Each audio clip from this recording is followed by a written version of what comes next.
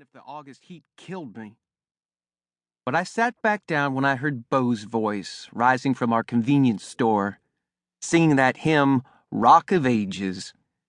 It was good to hear some singing coming from the What You Want, even if it left a lump in my throat.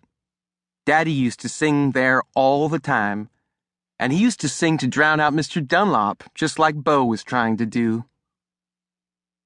Sometimes when we heard Mr. Dunlop swearing at his family, Daddy would pull a lock of hair over his forehead so he'd look like a rock singer and strut over to the food shelves.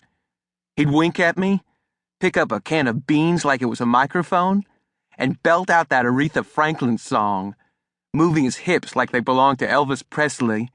He'd dance to the back door, throw it open, yelling, "What you want?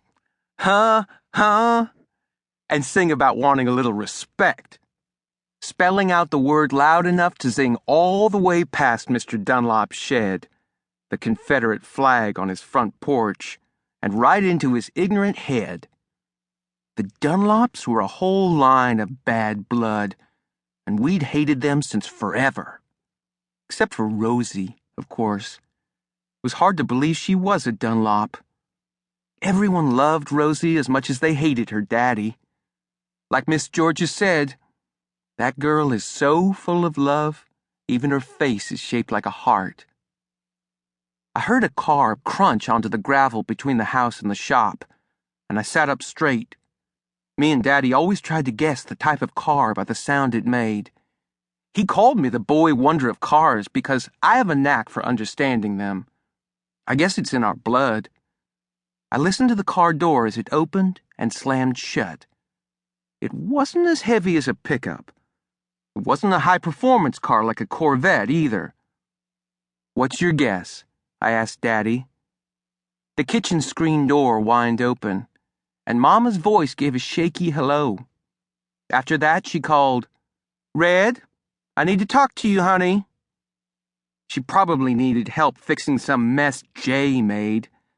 That kid was like a tornado, running wild, causing havoc, and leaving everyone feeling bad. I took in a giant whiff of Goodyear tires as I walked down the steps from the office and headed for the door. Before I opened it, though, I told Daddy what kind of car I thought was outside. Late model 4-door sedan, V8 engine. I scrunched my face up to think real hard. Chrysler or Chevy? When I opened the door, dust was still settling from Mr. Harrison's '71 Chrysler 300. Yes! I couldn't help smiling because Daddy would be proud. Mama waved at me and opened her mouth to speak, but Mr. Harrison said, "I know you want to get to Ohio as soon as possible, Betty, so I'll get to work right away." Ohio? What was he talking about? We hadn't been to visit Mama's family in years. Besides, they'd come to the funeral not 2 months ago, and with only me and Beau to run the shop and the store, it seemed like a funny time to go on vacation. The screen door banged open, and Jay screamed, "Mama!" even though she was standing right there at the bottom of the steps. "The TV's all fuzzy and I can't see a thing! I want to watch the Flintstones!" He was half naked, wearing only his green briefs, and he leaned his head so far back, bawling, that his curly black hair touched his bare shoulders. "It's all right, baby. I'm coming." Mama looked at Mr. Harrison, then me, and said, "Just give me a minute." I wasn't sure which one of us she was talking to, and she ran up the steps and into the house, her wrinkled black dress disappearing behind the screen door.